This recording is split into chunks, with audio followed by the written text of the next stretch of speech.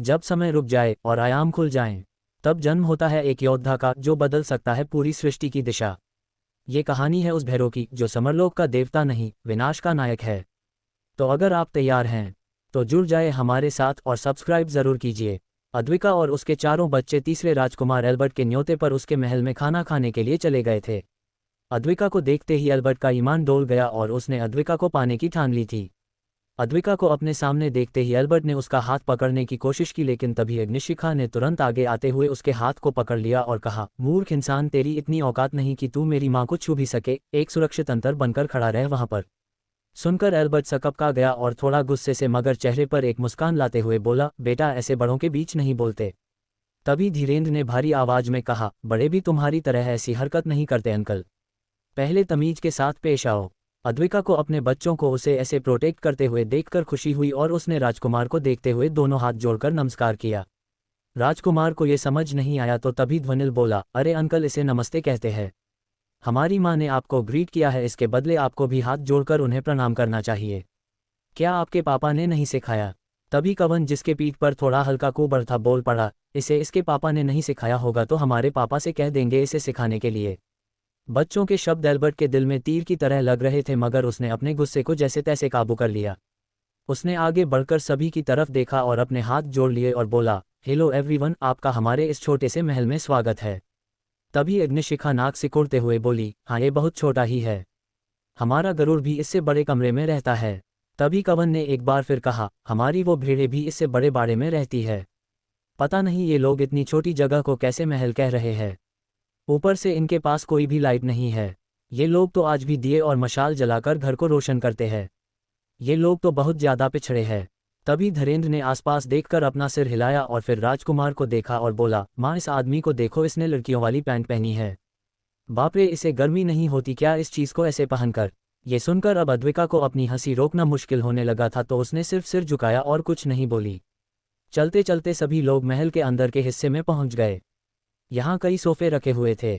अद्विका अपने बच्चों के साथ एक बड़े से सोफे के ऊपर बैठ गई।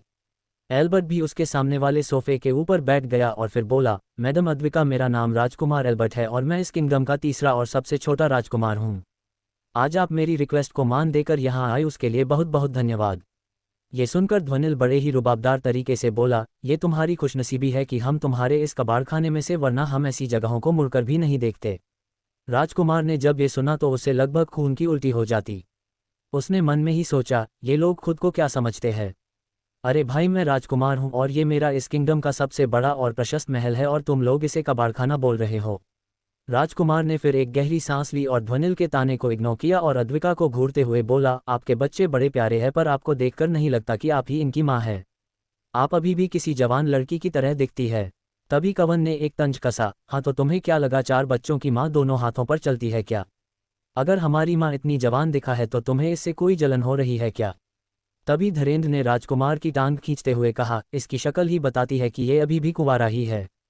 इसके जैसे बड़ी छिपकली को कौन सी लड़की पसंद करेगी? दोनों बच्चों की ऐसी बात सुनकर अब एल्बर्ट अपना आपा खोने वाला था, लेकिन बच्चे तो बच्चे ही थे, वो कहाँ चुप बैठने के मूड में थे। तभी अग्निशिखा ने अपने नाखूनों को घिसते हुए राजकुमार को देखा और बोली, इसे देखकर ही साफ पता चलता है कि इसके शरीर में कोई बीमारी है। अंकल, थोड़ा खा भी लिया करो, वरना एक दिन आपकी स्किन टमाटर की तरह लाल हो जाएगी। ये सुनकर अब राजकुमार खुद को रोक नहीं पाया और वह आगे कुछ बोलने ही वाला था, तभी एक मेड वहां आए और उसने झुककर एल्बर्ट से कहा, राजकुमार, खाना लग चुका है। ये सुनते ही उसके चेहरे पर एक शातिर मुस्कान आई और उसने अपने पीछे खड़े लड़के को आंखों ही आंखों में इशारा कर दिया। उस लड़के ने ना में अपना सिर हिलाया और तुरंत उसे देखकर बोला, राजकुमार, मुझे थोड़ा काम है, इसलिए मैं आपसे मिलने बाद में आ जाता हूँ। इतना कहकर वह लड़का वहां से भाग खड़ा हुआ। राजकुमार को उस पर बहुत गुस्सा आया, पर उसने उस पर ज्यादा ध्यान नहीं दिया। अद्विका अपने बच्चों के साथ खाने के टेबल के सामने आकर रुक गई। राजकुमार ने तुरंत आगे आकर अद्विका के लिए कुर्सी खींची, पर तभी कवन आगे आया और उस कुर्सी पर बैठ गया। तभी अग्निशिखा ने तुरंत अपने बगल की कुर्सी को बाहर खींचा और अद्विका को उस पर बैठने के लिए कहा। वह भी वापस जाकर कवन के दूसरी तरफ बैठ गई। वहीं तेजी से ध्वनिल और धीरेन्द्र ने अद्विका के दूसरे तरफ की दोनों कुर्सी पर कब्जा कर लिया। राजकुमार को यह अब उसका अपमान लगने लगा था, पर इतनी देर से अद्विका एकदम शांति से बिना किसी भाव के साथ अपने बच्चों द्वारा राजकुमार का मजाक बनाए जाना देख रही थी। नौकरों ने तुरंत खाना परोसा और सभी खाना खाने बैठ गए। खाने को सभी बच्चों ने ध्यान से देखा और उनके चेहरे पर एक शैतानी मुस्कुराहट आ गई। अद्विका ने भी जब खाना चेक किया तो उसके माथे की नसें उभर आई। फिर भी उसने बिना कुछ बोले एक एक निवाला उठाया और उसे खाने लगी। बच्चों ने वहां पर रखे मांस के प्लेट्स को अपनी ओर खींच लिया और सारा मांसाहारी खाना निगलना शुरू कर दिया। वहीं अद्विका ने वहां रखे फल उठाए और उन्हें खाने लगी। अद्विका को इस तरह से फल खाते देखकर एल्बर्ट ने नाराज होते हुए कहा, मैडम अद्विका, ये तो एकदम गलत बात है। आप तो सिर्फ फल खा रही है, फिर तो हमारे दावत का कोई मतलब ही नहीं रहेगा। ये सुनकर अद्विका ने मुस्कुराते हुए उससे कहा, मुझे माफ़ कीजिएगा राजकुमार, पर मैं एक वेजिटेरियन हूं, तो मैं आपकी इस नॉनवेज दावत को कैसे खा सकूंगी, पर चिंता मत कीजिए, मेरे बच्चे इसे मेरी तरफ से खा लेंगे। अद्विका का जवाब सुनकर अब राजकुमार के सब्र का बांध टूट गया और गुस्से से बोला, ये आपने सही नहीं किया मैडम अद्विका, मैंने अपेक्षा की थी कि आप मेरा मान रखकर मेरे साथ खाना खाएंगी, लेकिन आपने तो खुद को तुरंत वेजिटेरियन बना लिया। आपको क्या लगा कि आपने अगर खाना नहीं खाया तो मैं आपको बेहोश नहीं कर सकता? इतना कहते ही उसने अपने हाथों से तालियां बजाई और अगले ही पल ढेर सारे सिपाही उस कमरे में हथियारों के साथ अंदर आ गए। लेकिन फिर भी अद्विका एक मीठी मुस्कान के साथ राजकुमार को देख रही थी। तभी एक सिपाही अद्विका को पकड़ने के लिए आगे बढ़ा, पर उसके चुने से पहले ही वह टुकड़ों में बिखर गया। हर तरफ उसके खून के छींटे उड़ गई, पर उसमें से एक भी बूंद अद्विका के ऊपर नहीं गिरी।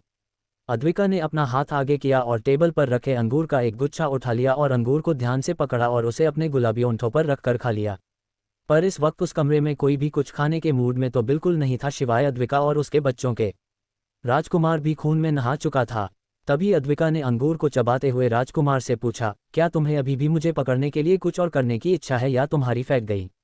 अद्विका का ये सवाल राजकुमार के माले ईगो को हट करने के लिए काफ़ी था। राजकुमार ने गुस्से से अपना हाथ टेबल पर पटक दिया और बोला, तुम तो बच जाओगी, पर क्या तुम अपने बच्चों को बचा पाओगी? सिपाहियों, इन बच्चों को पकड़ को ताकि उनकी माँ चुपचाप खुद को मेरे हवाले कर दे। राजकुमार का आदेश मिलते ही सारे सिपाही अलग अलग बगल से बच्चों की तरफ बढ़ने लगे। वहीं बच्चे उनको नज़रअंदाज करके अपना खाना खत्म करने में लगे हुए थे। अगले ही पल एक हवा का हल्का झोंका सभी सिपाहियों के पास से गुजरा और उनके पैरों तले जमीन हिल गई। सिपाहियों को कुछ समझ नहीं आया, पर उन्हें अपने पूरे बदन में तेज दर्द महसूस हुआ। जैसे ही सिपाहियों ने अपने शरीर को देखने के लिए अपने सिर घुमाए, उनके सिर रोल होकर नीचे गिर गए। जिन्होंने सिर नहीं घुमाए थे उनके शरीर के बीचों बीच नुकीले कांटे घुस गए थे। जब राजकुमार ने ये नज़र देखा, उसकी चिंक निकल गई, पर जो आगे हुआ उसे देखकर उसे मौत का एहसास होने लगा और उसकी आवाज़ बंद हो गई। सारे सिपाहियों की लाशें जमीन पर गिरी हुई थी। तभी एक भयानक आग की लपट ने उन्हें घेर लिया और अगले ही पल पूरे कमरे के अंदर के सभी सिपाही जलकर राख हो गए।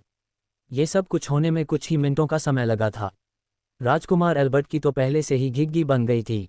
उसे समझ में नहीं आ रहा था कि उसके सामने क्या हुआ। तभी अग्निशिखा ने मांस का आखिरी टुकड़ा खाया और एक डकार मारी और उसके साथ ही उसके मुंह से उसी आग की लपट बाहर निकली। लेकिन तभी कवन ने अपनी उंगली घुमाई और उस लपट को पानी से बुझा दिया। अब राजकुमार को कुछ बातें समझ में आने लगी थी। इन बच्चों का बाप अगर इतना खतरनाक है तो जाहिर सी बात थी कि उसके बच्चे भी उससे अधिक खतरनाक होंगे। तभी अद्विका अपनी जगह से उठ खड़ी हो गई और बोली, तुम्हें बड़ा शौक था ना हमें यहाँ खाने पर बुलाकर मेरे साथ नीच हरकत करने का। चल, आज मैं तुझे वो सबक सिखाऊंगी कि तेरा पूरा राजपरिवार इसे अपने जीवन भर याद रखेगा। तभी महल का मुख्य द्वार खुला और राजा दौड़ते हुए अंदर आया। उसके पीछे उसके कई सारे सैनिक भी अपने हथियारों के साथ वहां पहुंच गए थे। पर जैसे ही उन्होंने वहां जली हुई लाशों का ढेर देखा, वो समझ गए कि मामला हाथ से निकल चुका है। कुछ देर पहले राजकुमार के साथ जो लड़का खड़ा था, उसने राजकुमार के पास से बाहर जाते ही राजा तक ये खबर भिजवाई थी कि राजकुमार शौर्य की पत्नी के साथ कुछ गलत करने की सोच रहा है। और जैसे ही ये बात राजा को पता चली, वो दौड़ते हुए यहाँ पहुँच गया था। राजा ने अपने बेटे को देखा जो कुर्सी पर जम गया था। उसकी आंखों में मौत का डर साफ दिखाई दे रहा था। उसके सामने अद्विका धीरे धीरे उसकी तरफ बढ़ रही थी। राजा ने तुरंत आवाज देकर कहा, मैडम अद्विका, प्लीज रुक जाए, मेरे बेटे के इस दुस्साहस के लिए मैं आपसे माफ़ी मांगता हूँ। अद्विका ने यह सुना तो वह पीछे मुड़ी और बोली, ओह ते, ये सिर्फ दुस्साहस था तुम्हारी नज़रों में। तुम्हारे बेटे ने गलती की है राजा साहब, इसकी माफ़ी मेरे पास नहीं है। इसे अब इसके कर्मों की सजा तो मिलकर ही रहेगी। तभी राजा अपने घुटनों पर बैठ गया और बोला, मैडम अद्विका, मेरे बेटे को माफ़ कर दीजिए, वह नादान है, उससे भूल हो गई है। चाहे तो आप उसके बदले मुझसे कुछ भी मांग लीजिए, पर उसे जाने दीजिए। ये सुनकर अद्विका अपनी जगह पर रुक गई। वह पलटकर अपनी कुर्सी पर शांति से बैठ गई और बोली, आपका बेटा नादान है तो ठीक है, मैं उसे माफ़ कर देती हूँ, और मुझे आपसे कुछ भी नहीं चाहिए। बस आज के बाद आप अपने नादान बेटे को घर के अंदर ही कैद करके रखें, वरना इसकी वजह एक दिन मेरे पति आकर तुम्हारे राज्य को ही कहीं मिटा ना दे। ये सुनकर राजा को अपनी रीढ़ की हड्डी में ठंडक महसूस हुई। उसने अपनी आंखों से ये नज़ारा देखा था कि कैसे शौर्य ने अकेले ही हजारों की संख्या में आक्रमण करने वाले दानवों को धूल में मिला दिया था। ऐसे व्यक्ति से वो कभी भी दुश्मनी मोल लेने की सोच भी नहीं सकता था। राजा ने अपने हाथ जोड़े और सिर झुकाकर अद्विका का धन्यवाद किया। अद्विका ने भी अपना सिर हिला दिया। तभी धीरेन्द्र ने एक डकार ली और बोला, माँ खाना तो खत्म हो गया पर अभी मुझे डेजर्ट खाना है। ये सुनकर अद्विका बड़े ही शांति से बोली, खाना खाने के बाद ये डेजर्ट वगैरह खाने से दांत खराब हो जाते हैं। मैं तुम्हें घर पर अच्छी वाली आइसक्रीम बनाकर खिला दूंगी। अभी हमें चलना चाहिए। ये सुनकर अग्निशिखा और कवन उठकर अद्विका के साथ बाहर आने लगे पर ध्वनिल और धीरेन्द्र सामने बैठे राजकुमार को ऐसे देख रहे थे मानो उन्हें कोई शिकार मिल गया हो। अद्विका जैसे ही राजा के सामने आए अचानक पीछे से दो भयानक दहाड़ सुनाई दी।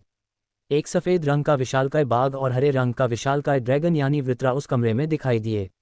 अचानक राजकुमार की एक चिंख निकली और अगले ही पर उसका आधा हिस्सा ड्रैगन ने और आधा हिस्सा उस बाघ ने खा लिया था। राजकुमार सभी के आंखों के सामने इन दोनों जीवों के मुंह में समा गया था। राजा इसे आंखें फाड़कर देख रहा था। उसे एक गहरा सदमा सा लग गया था। तभी वह ड्रैगन और बाघ वापस इंसानी रूप में आ गए। दो गोलमटोल बच्चे दौड़कर बाहर आए और बोले, माँ अब से हमें डेजर्ट नहीं चाहिए, बहुत ही गंदा स्वाद होता है उनका। राजा जो पास में ही खड़ा था वो अपनी उंगलियों को ध्वनिल और धीरेन्द्र की ओर करके बोला, ये क्या है? इन्होंने मेरे बेटे को जिंदा खा लिया है। तभी अद्विका माफ़ी मांगते हुए बोली, उन्हें माफ़ कर दीजिए महाराज, वो दोनों अभी नादान है। आप तो देख सकते हैं कि इनकी उम्र अभी 5 साल ही है। अब राजा को अपनी कही बात याद आई। उसे ऐसा लगने लगा कि उसे दिन दहाड़े किसी ने ठग लिया है। अद्विका इसके बाद वहाँ एक पल भी नहीं रुकी और अपने बच्चों के साथ हवा में उड़ गई। उसके ऐसा करते ही राजा के हाथ पैर ठंडे पड़ गए। वह बड़बड़ाया, ये भी शौर्य जितनी ही ताकतवर है। हे भगवान, मेरे नालायक बेटे ने किस आफत को यहाँ बुलाया था। वहीं दूसरी ओर शौर्य चर्च के बाहर ही बैठकर आने वाले मुसीबत से निपटने का प्लान बना रहा था। उसके सामने ढेर सारे ताम्रपट थे और उनके ऊपर उसने कुछ उकेरा था। साथ ही हर एक ताम्रपट के ऊपर उसने कुछ आध्यात्मिक पत्थर भी रखे हुए थे। शौर्य ने साथ ही कई सारी गुप्त सारनियों को बनाया था और उन्हें आध्यात्मिक पत्थरों के ऊपर उकेर कर रखा था। शौर्य ने ये सब तैयार किया, फिर उन सभी वस्तुओं को अपने रिंग में डाल दिया। क्या होने वाला है जंग का आगाज? क्या बाकी किंगडम भी इस युद्ध में शामिल होंगे? क्या उपयोग करने वाला है शौर्य उन ताम्रपत्रों का? इन सभी सवालों के जवाब जानने के लिए बने रहिए मेरे साथ सिर्फ पॉकेट नॉवेल ऐप पर।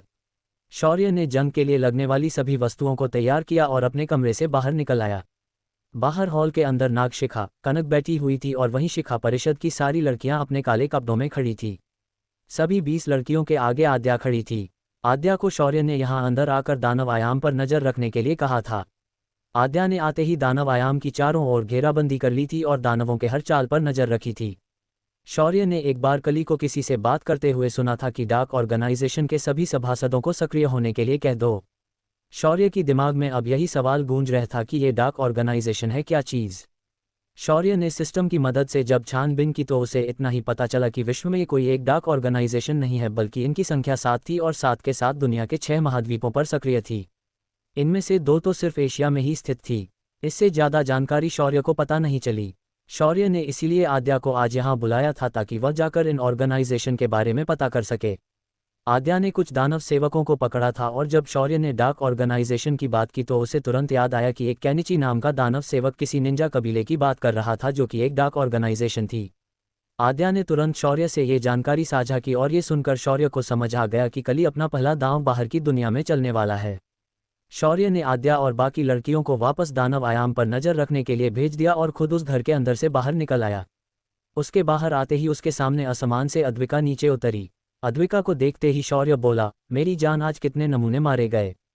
ये सुनकर अद्विका ने हमेशा की तरह अपनी नाक को एक बार लेफ्ट और बाद में राइट में मोड़ दिया और बोली, कहाँ इन नमूनों की मैं गिनती करते बैठूंगी, वो सब कुछ करने से पहले ही मारे गए। और वो राजकुमार तो इतना फट्टू निकला कि बेचारा कुछ बोल भी नहीं पा रहा था। आखिर में ध्वनिल और धीरेन्द्र ने उसे बांट कर खा लिया। ये सुनकर शौर्य ने नामे अपनी गर्दन हिलाई, फिर उसने कुछ सोचा और उन 5 को साथ लेकर दानव आयाम की तरफ बढ़ गया। दानव आयाम के पास आते ही शौर्य ने चारों बच्चों को और अद्विका को देखकर कहा, मैं तुम चारों को एक खास काम देना चाहूंगा, तुम्हें इसे किसी को भी भनक लगने से पहले करके वापस आना है। इतना कहकर शौर्य ने कई सारे ताम्रपट और आध्यात्मिक पत्थर अपने रिंग से निकाले और उन्हें उनके सामने रखा। फिर उसने उन्हें एक सारणी की रचना का ज्ञान उनके दिमाग में ट्रांसफर कर दिया। सारणी का ज्ञान मिलते ही अद्विका और बच्चे समझ गए कि उन्हें आगे क्या करना है। तभी अद्विका बोली, क्या आप मेरे साथ रक्त सम्राज्ञी को भेज सकते हो? ये सुनकर शौर्य ने तपाक से कहा, नहीं। तभी शौर्य के शरीर से रक्त सम्राज्ञी बाहर निकल आए और बोली, हाँ हाँ जरूर जरूर। दीदी मुझे तो लगता है कि अगर मैं आपके साथ रही तो मुझे बहुत मजा आने वाला है, वरना स्वामी के पास रहकर तो मुझे जंग चढ़ जाएगा। रक्त सम्राज्ञी की बात सुनकर शौर्य का मुंह बन गया, पर उसने कुछ नहीं कहा।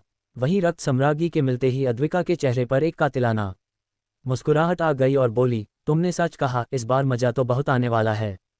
शौर्य ने अपना ध्यान फिर वापस आयाम के सील की ओर किया और उसने कुछ हाथों की मुद्राएं बनाई और सील को थोड़ा खोल दिया और अद्विका को एक छोटा सा पत्थर दिया।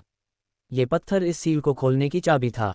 पत्थर लेकर चारों बच्चे और अद्विका उस आयाम के अंदर प्रवेश कर गए। उनके अंदर जाते ही शौर्य ने बाहर से सील को दोबारा बंद कर दिया और बड़बड़ाया, कली बेटा बहुत होशियार समझते हो न खुद को, अब तुम्हें ऐसा फंसाऊंगा कि तुम कभी सपने में भी इस आयाम से बाहर नहीं आ पाओगे। शौर्य ने इतना कहा और वापस ओलंपस के पर्वत श्रृंखला की ओर निकल गया। कुछ ही देर में वह नाइट्स कमांडर के सामने आ पहुंचा। शौर्य ने नाइट्स कमांडर के हाथ में भी कुछ ताम्रपट और आध्यात्मिक पत्थर दिए और उनको इस्तेमाल करने का सही तरीका समझाकर वहां से उस आयाम से बाहर निकल गया। शौर्य जब बाहर आया तो उसने आसमान में उड़ान भरी और पूर्व दिशा की ओर निकल गया। शौर्य को उस डार्क ऑर्गेनाइजेशन को ढूंढना था जिसको अभी अभी कली ने सक्रिय होने के लिए कह दिया था। शौर्य अपनी पूरी ताकत के साथ जापान की ओर निकल जाता है। अगले कुछ घंटों में ही शौर्य होक्काइडो के समुद्र किनारे उतर जाता है। आद्या के जानकारी के मुताबिक हेंजो नामक गांव के बाहरी क्षेत्र में ही ये निंजा से जुड़ी डार्क ऑर्गेनाइजेशन मौजूद थी। अब शौर्य को इस हेंजो नामक गांव को ढूंढना था। शौर्य समुद्र किनारे उतर गया और वहां से मुख्य सड़क की ओर चलते हुए बाहर आया। जापान में अगर कोई भारतीय दिख जाता है तो ज्यादातर आम लोग मूड मूड कर देखने लगते हैं, क्योंकि कोई भी भारतीय तुरंत उनसे अलग दिखने लग जाता है। भारत और जापान का संबंध भी अंग्रेजों के काल से पहले का है। भारत के सुपुत्र नेताजी सुभाष चंद्र बोस और रासबिहारी बोस दोनों ने जापान के राजकीय क्षेत्र में एक डिप्लोमेटिक जगह बना ली थी। उसके बाद जापान के सरकार के साथ भारत सरकार के संबंध अच्छे थे। इसी वजह से आज भी जापान के लोग भारतीयों का स्वागत खुले मन से करते हैं। रास्ते पर जब शौर्य जा रहा था तो उसके पास एक टैक्सी ड्राइवर आकर रुक गया। उसने अपने सिर के ऊपर पगड़ी पहनी थी। उसने शौर्य को ऊपर से नीचे तक देखा और बोला, क्या तुम पाकिस्तानी हो या भारतीय हो? ये सुनकर शौर्य ने मुस्कुराते हुए उस आदमी को हाथ जोड़कर कहा, सत श्री अकाल सरदार जी, मैं तो मुंबई से हूँ। ये सुनकर उस सरदार ने टैक्सी से बाहर आकर शौर्य के हाथ पकड़े और बोला, अजी राम राम भाई साहब, ओ ये बढ़िया बात है जी, तुसी अंदर आ जाओ जी, साड़ी गड्डी विच बैठ जाओ, हम आपको पूरा जापान घुमा देंगे। वैसे भी ये बहुत छोटा है। ये सुनकर शौर्य मुस्कुराया और टैक्सी के अगली पैसेंजर सीट पर बैठ गया। शौर्य ने अंदर बैठते ही सरदार जी से उनके बारे में पूछा। सरदार जी का नाम मनिंदर सिंह था और वो यहाँ होक्काइडो में पिछले 7 सालों से काम कर रहे थे। यहाँ आकर उन्होंने पहले भाड़े की टैक्सी से धंधा शुरू किया था। धीरे धीरे उन्होंने यहाँ अपनी खुद की टैक्सी की एजेंसी शुरू की। आज उनका खुद का एक भारतीय रेस्टोरेंट है और उसे उनकी पत्नी संभालती है। शौर्य ने हैरान होकर उन्हें देखा, क्योंकि सिर्फ 7 सालों में उन्होंने यहाँ आकर ये सब किया था जो करने के लिए भारत में एक इंसान की पूरी जिंदगी बीत जाती है। तभी सरदार जी ने शौर्य के बारे में पूछा। उस पर शौर्य ने बड़े ही शांति से कहा, मेरा नाम शौर्य अग्निहोत्री है, मैं एक फौजी हूँ। ये सुनकर सरदार जी शौर्य को एक बार और मुड़कर देखता है और फिर कुछ सोचते हुए कहता है, मुझे ऐसा क्यों लगता है कि मैंने आपका नाम कहीं सुना है। ये सुनकर शौर्य सिर्फ मुस्कुराया। तभी सरदार जी ने अगला सवाल पूछा, आप जापान में किस लिए आए हो? क्या यहाँ आप घूमने के लिए आए हो या आप कोई रॉ एजेंट हो जो किसी मिशन पे आया है? ये सुनकर शौर्य की आंखें बड़ी हो गई और बोला, पाजी क्या आप भी मजाक करते हो? हर आर्मी वाला थोड़े ही रॉ का एजेंट होता है। मैं तो बस एक बिजनेस ग्रुप से यहाँ मीटिंग करने आया हूँ। शौर्य की बात सुनकर सरदार जी मुस्कुराते हुए बोले, ओह तो ये बात है, तो आपका बिजनेस भी है? शौर्य ने हाँ में गर्दन हिलाए और बोला, हाँ मेरे भाई का एक छोटा बिजनेस है, उसी सिलसिले में मैं यहाँ आया हूँ। शौर्य ने आधा झूठ और आधा सच बता दिया। सरदार जी ने तभी अपना अगला सवाल दागा, वैसे तुसी जापान में कहाँ जाना चाहते हो? ये सुनकर शौर्य ने सोचते हुए कहा, यहाँ एक गांव है, उसका नाम हेंजो ऐसा कुछ बताया है।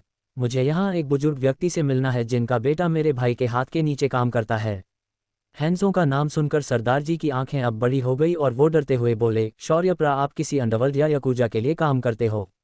क्योंकि यहाँ तो सिर्फ आपको याकुजा के लोग ही मिलेंगे जो सभी तरह के इलीगल धंधे करते हैं। ये सुनकर शौर्य ने अपने दोनों हाथों को नामे हिलाया और बोला, नहीं जी मैं कहाँ अंडरवर्ल्ड से हो सकता हूँ। मैंने आपको बताया ना कि मैं एक फौजी हूँ, मुझे तो बस उस एम्प्लॉई के पिता से मिलना है क्योंकि उनके पास एक खास तरह की दवाई है। शौर्य सरदार जी को बंटे पर बंटे दिए जा रहा था और सरदार जी उसके बातों को सुनकर उस पर यकीन करने लगे थे। टैक्सी अचानक एक इंडियन रेस्टोरेंट के सामने आकर रुक गई और सरदार जी शौर्य से बोले, शौर्य प्रा सड्डा एक उसूल है, मैं हर भारतीय को अपने रेस्टोरेंट में खाना खिलाकर ही उन्हें आगे ले जाता हूँ। अब मेरे साथ अंदर चलो, मैं तुम्हारे लिए गर्मागर्म खाने का इंतजाम कर देता हूँ। शौर्य ने ये सुना तो उसे मनिंदर के दिलदारी पर बहुत खुशी हुई। वह गाड़ी से बाहर निकलकर उसके पीछे पीछे रेस्टोरेंट के अंदर आ गया।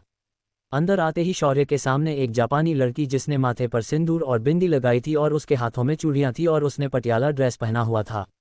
शौर्य ने उस लड़की को देखा और तुरंत हाथ जोड़कर उसे प्रणाम किया। उस लड़की ने भी शौर्य का पूरे मन से स्वागत किया और उसे खाने के टेबल पर बिठा दिया। शौर्य के बैठते ही मनिंदर बोला, शौर्यप्रा, ये सड्डी घरवाली है मियाको।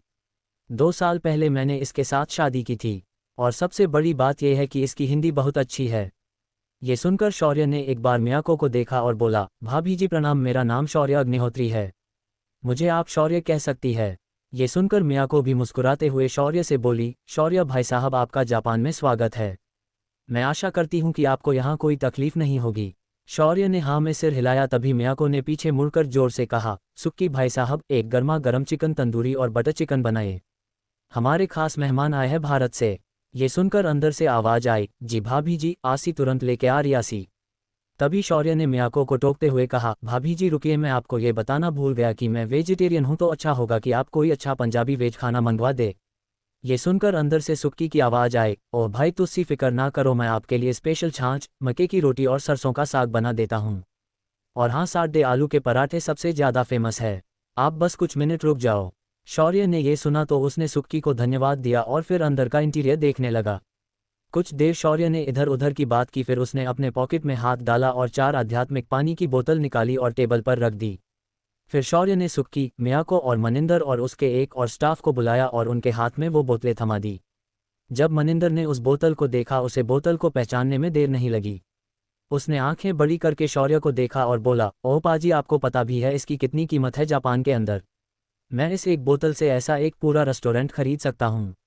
ये सुनकर शौर्य हंसने लगा और बोला, मनिंदर पाजी, उसके कीमत पर ध्यान मत दो और इसे आप अभी के अभी पी लो। ये बोतलें वैसे भी मेरे पास एक्स्ट्रा थीं। ये सुनकर मनिंदर सोच में पड़ गया, क्या ये बंदा इतना अमीर है जो इस दवाई को अपनी जेब में लेकर घूमता है? शौर्य ने उनकी नज़रों को इग्नोर किया और अपनी पॉकेट से एक छोटी डिब्बी निकाली और मियाको को दी और बोला, भाभी जी, ये तोहफा सिर्फ आपके लिए है। उस डिब्बी को देखकर मियाको की आंखें चमक गई। आखिर कैसे ना चमकती भाई, शौर्य के हाथ का प्रोडक्ट गीतांजलि कॉरपोरेशन का टॉप ब्यूटी प्रोडक्ट था। तभी मनिंदर शौर्य से बोला, ओ शौर्य प्रा, मेनू तू एक गल दस, क्या तेरा कोई गीतांजलि कॉरपोरेशन के साथ कनेक्शन है? ये सुनकर शौर्य ठहाका लगाते हुए बोला, मनिंदर पाजी, गीतांजलि कॉरपोरेशन ही तो मेरे भाई का बिजनेस है। ये सुनते ही मनिंदर की आंखें फैल गई और हकलाते हुए बोला, तो तुम ही वो शौर्य हो, इस कंपनी के मालिक? ये सुनकर शौर्य हंसते हुए बोला, नहीं जी, अब मैं इस कंपनी का कोई मालिक नहीं हूं, अब इसे मेरा भाई संभालता है। अब मनिंदर के हाव भाव बदल गए थे। उसके बर्ताव में शौर्य के लिए इज्जत और सम्मान आ गया था। पर शौर्य ने उन्हें ऐसा करने से रोक दिया और उन्हें नॉर्मल रहने के लिए कहा। कुछ देर में शौर्य का खाना आया। उसने पेट भर के खाना खाया और फिर वहां से जाने के लिए निकला।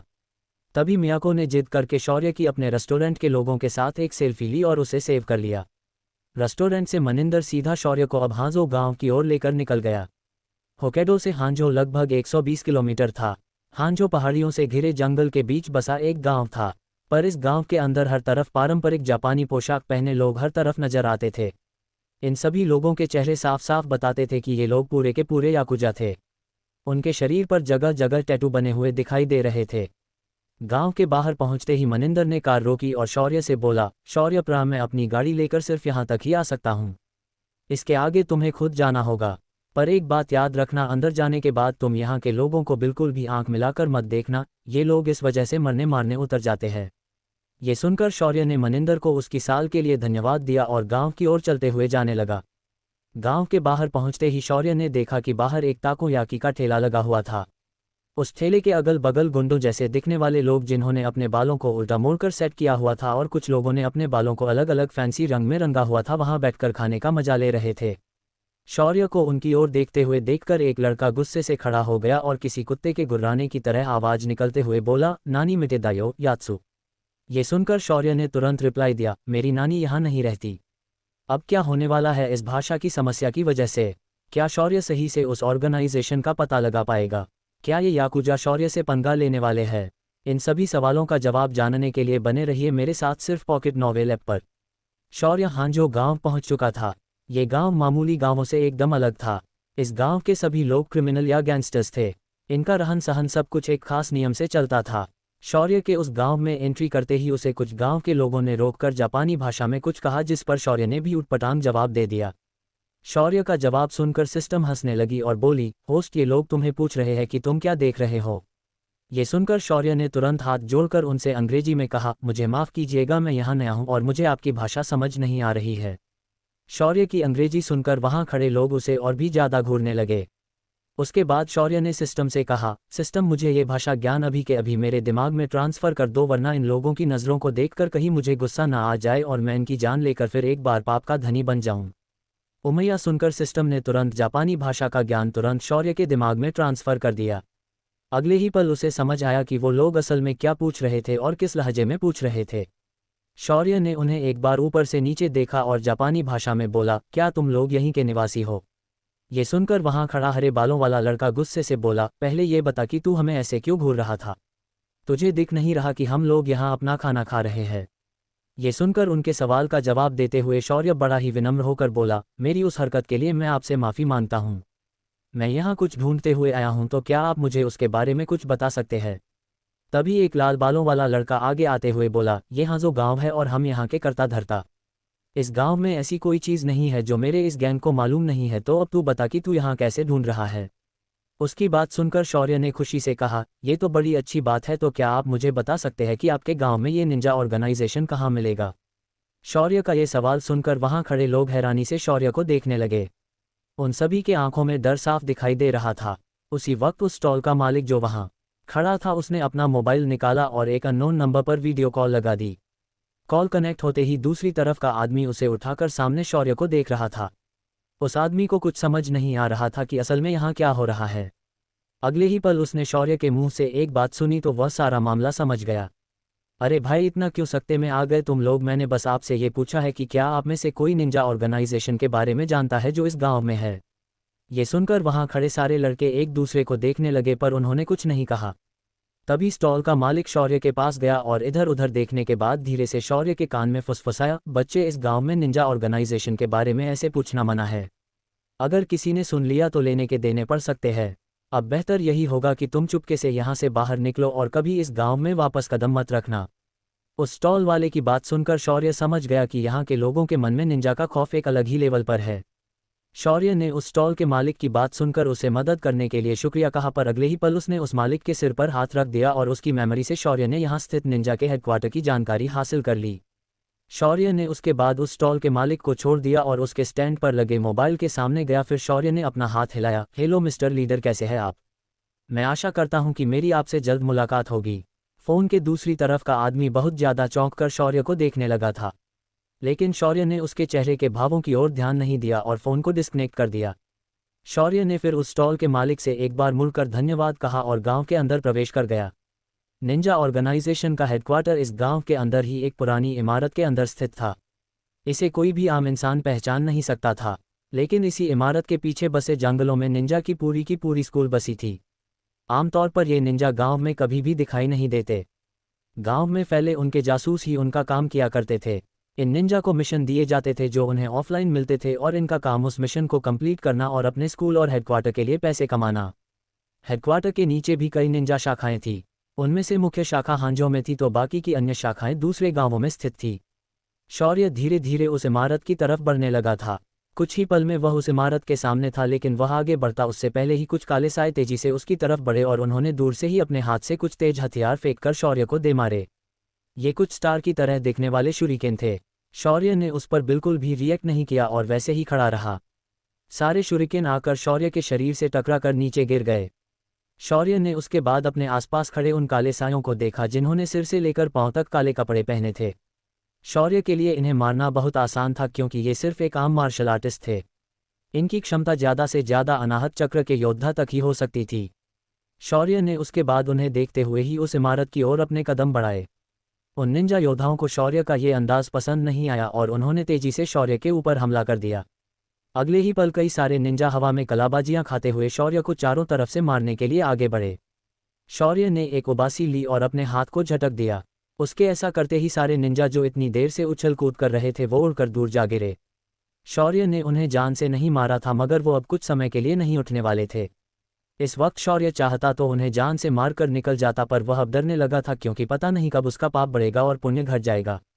शौर्य ने उसके बाद सामने दिख रहे विशालकाय दरवाजे को तोड़ दिया और उस इमारत के अंदर घुस गया। इस इमारत की रचना एक पारंपरिक जापानी शैली में की गई थी। इमारत के अंदर हर तरफ बोनसाई के पौधे थे तो कुछ कृत्रिम झरने भी बने थे। शौर्य उसे निहारते हुए उस इमारत के सामने से अंदर आ गया। जब वह अंदर आया तो उसने एक बेहद ही गंदी बदबू को अंदर महसूस किया। तभी सिस्टम बोली, होस्ट, ये इंसानी मांस की बदबू है। लगता है यहाँ इंसानी बलि दी जाती है। ये सुनकर शौर्य के कान खड़े हो गए।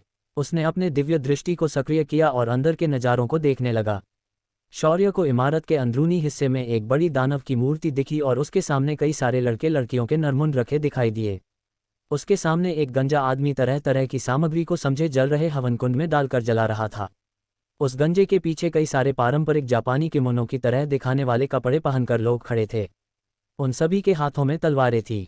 तभी शौर्य को अपने पीछे कुछ हलचल महसूस हुई। जब उसने मुड़कर देखा तो एक खूबसूरत लड़की जिसने बाथरोब की तरह एक कपड़ा पहना हुआ था।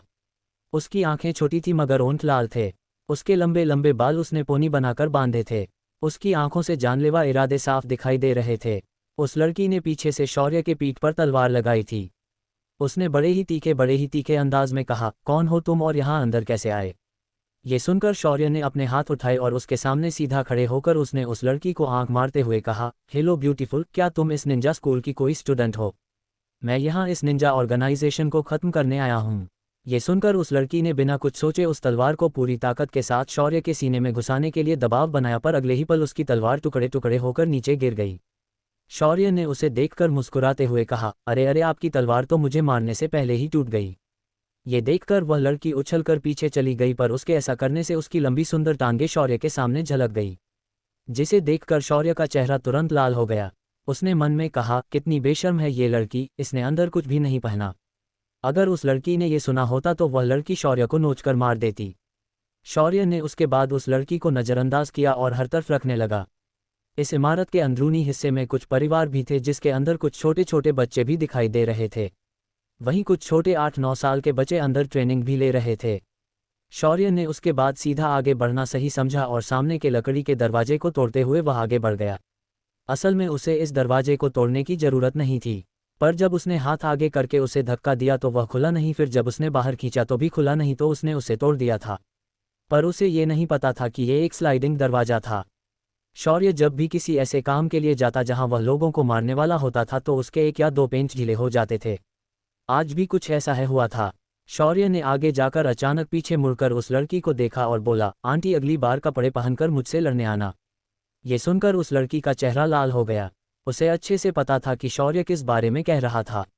असल में हुआ ये था कि यह लड़की उसके घर के पीछे बनी झील में नहा रही थी, पर जब उसे खतरे की आहट महसूस हुई तो उसने अपने ऊपर के कपड़े पहने और सीधा लड़ने चली आई। शौर्य एकदम बिंदास होकर अंदर की ओर बढ़ने लगा। उसे रास्ते में कई लोगों ने रोकने की कोशिश की, मगर उसने सभी को धूल की तरह उड़ा दिया। शौर्य से मार खाए सभी ने अभी तक हार नहीं मानी थी। वो उसके पीछे ही चले आ रहे थे और इस बीच में उस पर अपने नुकीले चाकू और शूरिकेन से हमले किए जा रहे थे, पर एक भी हमला शौर्य पर लग नहीं रहा था। मतलब लगता था पर उस पर घाव नहीं हो पा रहे थे। शौर्य अंदर बसे उस मंदिर के सामने पहुंचा और इंसानी मांस की गंध अधिक तेज हो गई। इस वक्त तक सभी निंजा उसे हर तरफ से घेर कर खड़े हो गए थे। शौर्य ने सभी को अपने आसपास देखा और बोला, मुझे आपके लीडर से मिलना है।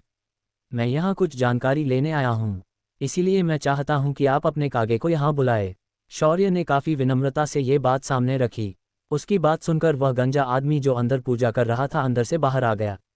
उसने शौर्य को देखकर कहा, घुसपैठ, ये बोलो तुम्हें क्या कहना है। ये सुनकर शौर्य अचानक गायब हो गया और एकदम से उस गंजे के सामने आया और बोला, क्या तुम बाकी डार्क ऑर्गेनाइजेशन के बारे में कुछ जानते हो? शौर्य का अचानक गायब होना और अपने सामने आना, उसके बाद डार्क ऑर्गेनाइजेशन के बारे में सवाल पूछना, ये सब बातें बहुत ज़्यादा डराने वाली थी। उस गंजे के माथे पर पसीना उभर आया। तभी पीछे से वही लड़की चिल्लाते हुए आए और बोली, इसे जिंदा मत छोड़िए पिताजी, इसने मेरा अपमान किया है। जब वह लड़की ये कह रही थी उसके गाल शर्म से लाल हो गए थे। उस गंजे ने शौर्य को एक बार और गुस्से से देखा, पर जैसे ही उसकी आंखें शौर्य से मिली उसका गुस्सा फूस हो गया। शौर्य ने उसके गंजे सर पर हाथ रखा और उसकी सारी मेमोरी को कॉपी कर लिया। शौर्य को अब जो जानना था वह सब पता चल चुका था। शौर्य ने उस गंजे के सिर को छोड़ दिया और मुड़कर सीढ़ियों से नीचे उतरने लगा।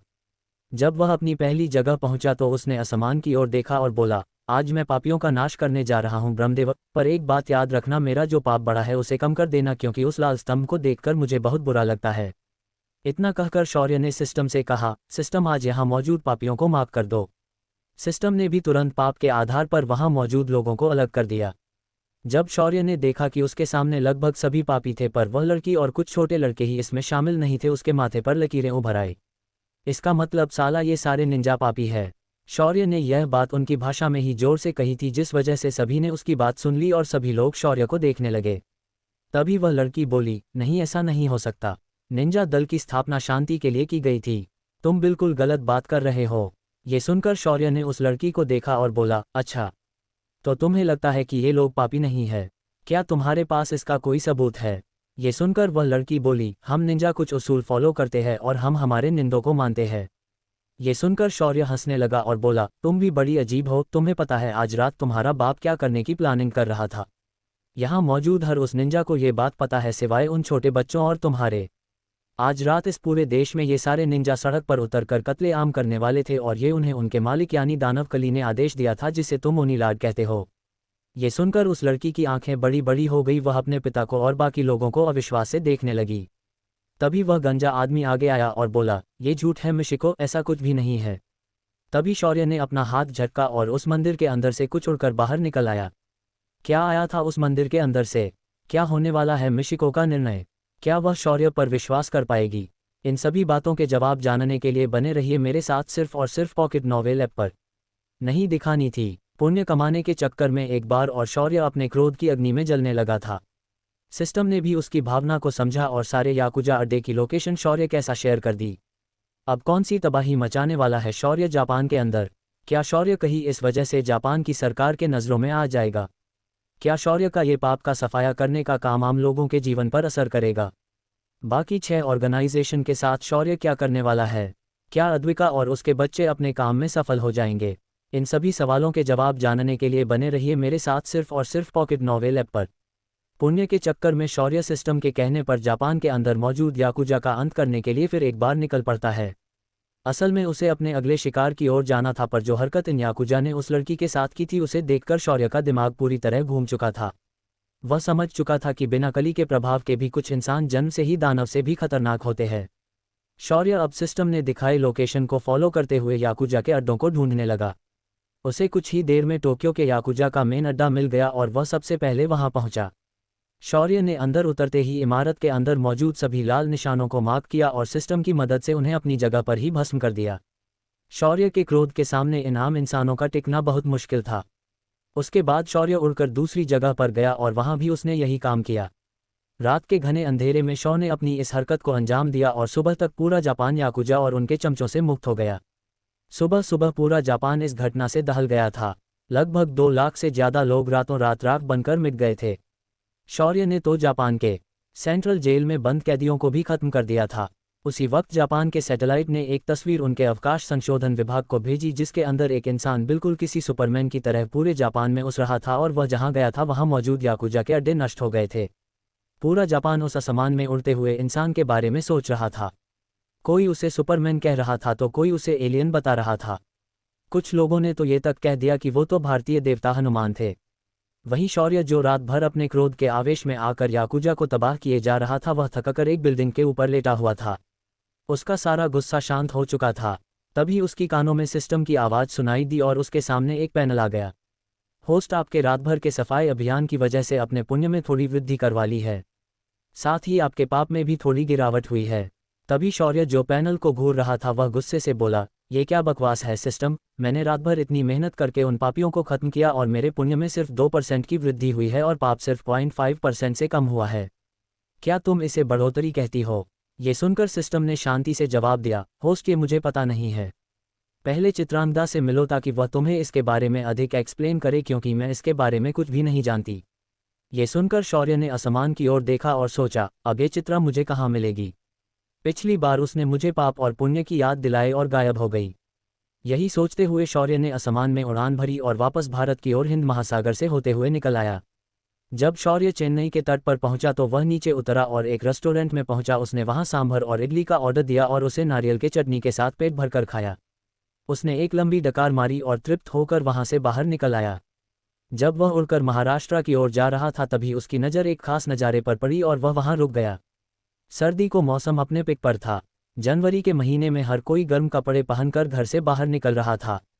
वहीं उसने देखा कि एक सफ़ेद कपड़े पहनी लड़की एक ऊंची पहाड़ी के चोटी पर खड़ी थी और हाथ फैलाकर हवाओं का आनंद ले रही थी। शौर्य को यह बहुत अजीब लगा तो उसने तय किया कि वह उस लड़की को पास जाकर देखेगा।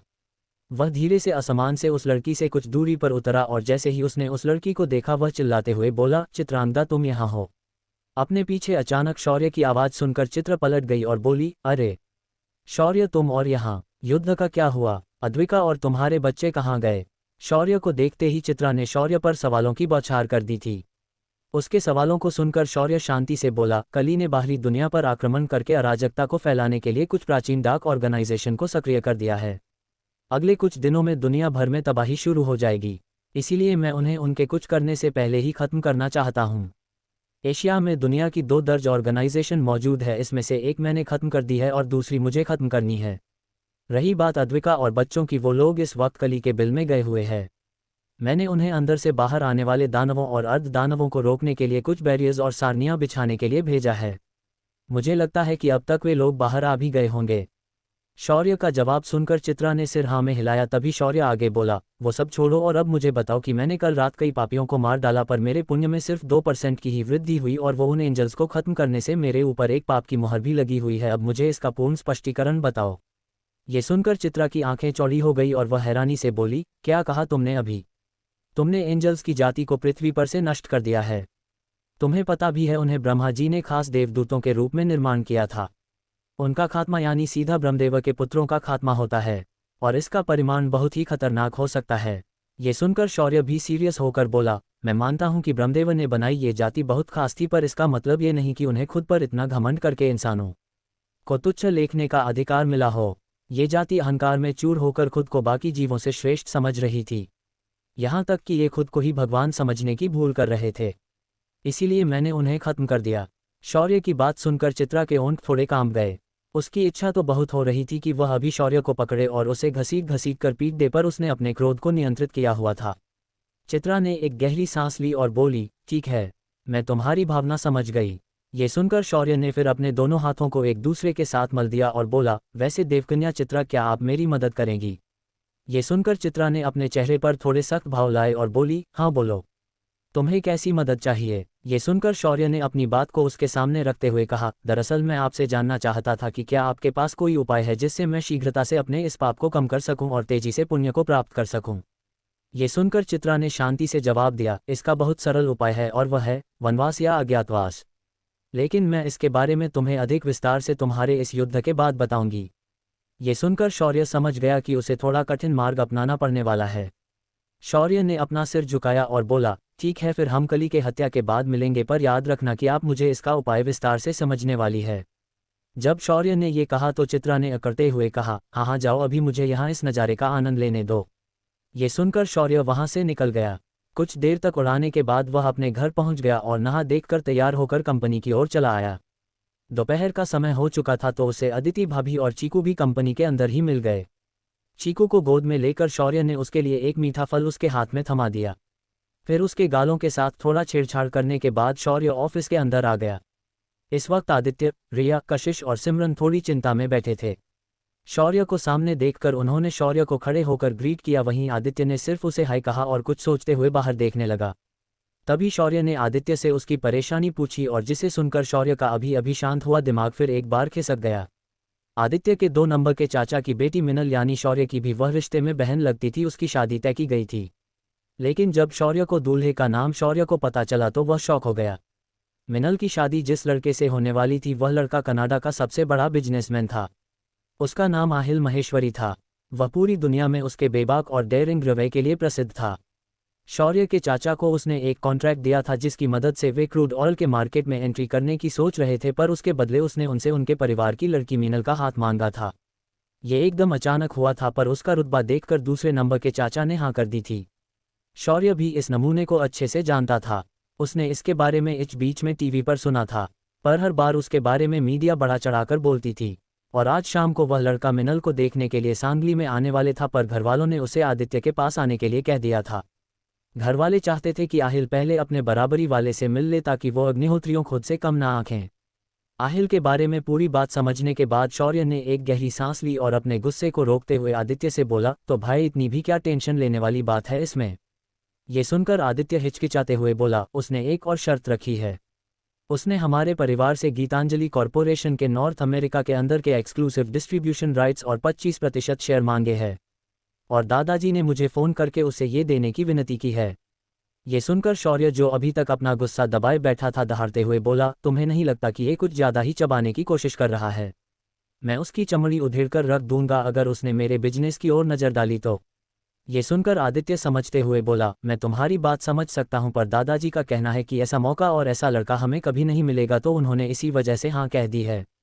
ये सुनकर शौर्य ने आदित्य से ज़्यादा कुछ नहीं कहा और फ़ोन निकालकर सीधा बड़े दादाजी को फ़ोन लगा दिया और बिना हाय हेलो किए सीधे मुद्दे की बात बोला, बड़े दादाजी, आपको नहीं लगता कि आप मेरे बिजनेस में अपनी टांग कुछ ज़्यादा ही अड़ा रहे हैं? शौर्य की ऐसी टेढ़ी बात सुनकर बड़े दादाजी समझ गए कि शौर्य का इशारा किस ओर है, तो उन्होंने उसे समझाने की कोशिश करते हुए कहा, शौर्य वह लड़का बहुत ही अच्छा और पावरफुल लड़का है। अगर हम उसे अपने परिवार से जोड़कर उसे और अधिक मदद कर देंगे तो हम पूरे दुनिया भर में सबसे बड़े परिवार के रूप में जाने जाएंगे। इसीलिए बेटा, तुम मेरी बात को मानो। ये सुनकर शौर्य ने फिर एक बार बिगड़े अंदाज में कहा, दादाजी, क्या आपके दिमाग के कोई पेंच ढीले तो नहीं हुए? उस लड़के की डिमांड से हम साफ देख सकते हैं कि वह आपको अपने शर्तों पर शादी करने की बात कर रहा है। और ऐसी भी क्या मजबूरी है जिस वजह से आप मिनल की शादी सिर्फ उससे ही करवाना चाहते हैं? ये सुनकर दादाजी कुछ बोलने की कोशिश करने लगे, पर कुछ कह नहीं पा रहे थे। तभी शौर्य की आवाज़ अचानक तेज हुई और बोला, मुझे बात बताओगे या मैं खुद वहां आकर इस बात को पता करूं? ये सुनते ही बड़े दादाजी की धड़कन तेज हो गई। उन्हें अच्छे से पता था कि शौर्य जो अपने माँ बाप को ठुकरा सकता था, उसके लिए इन्हें सबक सिखाने के लिए देर नहीं लगेगी। बड़े दादाजी ने हड़बड़ाते हुए कहा, दरअसल मिनल आहिल के बच्चे की मां बनाने वाली है और अब वह शादी के लिए मना कर रहा था, तो हमने उसे मनाने के लिए उसकी शर्तों को मान लिया। ये सुनकर शौर्य ने गुस्से से अपना हाथ सामने की दीवार पर दे मारा और पूरे ऑफिस का वह हिस्सा धूल में मिल गया। शौर्य जोर से दहाड़ा, आहिल महेश्वरी, तूने तेरी मौत को दावत दी है। आज तू और तेरा खानदान इस धरती के कोने से मिट जाएगा। शौर्य की आवाज़ फ़ोन के उस पार बैठे बड़े दादाजी ने सुनी तो वह शौर्य को समझाते हुए बोले, ऐसा बिल्कुल भी मत करना शौर्य, वरना हमारी नाक कट जाएगी। हमारे घर में फिर मिनल एक बिन ब्याही माँ बन जाएगी और उसके बच्चे को किसी अनाथ की तरह दर दर की ठोकरें खानी पड़ेगी। ये सुनकर शौर्य ने एक गहरी सांस ली और बोला, आप उसकी चिंता मत करो। मैं आहिल को मिनल के साथ शादी करने के लिए भी कहूँगा, साथ ही वो अपनी सारी जायदाद मिनल के नाम करके जाएगा। उसके बाद तो आपको कोई प्रॉब्लम नहीं है ना? ये सुनकर बड़े दादाजी ने राहत की सांस ली, पर शौर्य ने जो आगे कहा वह सुनकर उनके मन के खुशी के भाव सदमे में बदल गए। दादाजी, अपने मुझे पराया समझा और घर की लड़कियों की इतनी बड़ी गलती को मुझसे छुपा दिया। मैं आपको इसके लिए कभी माफ़ नहीं करूंगा।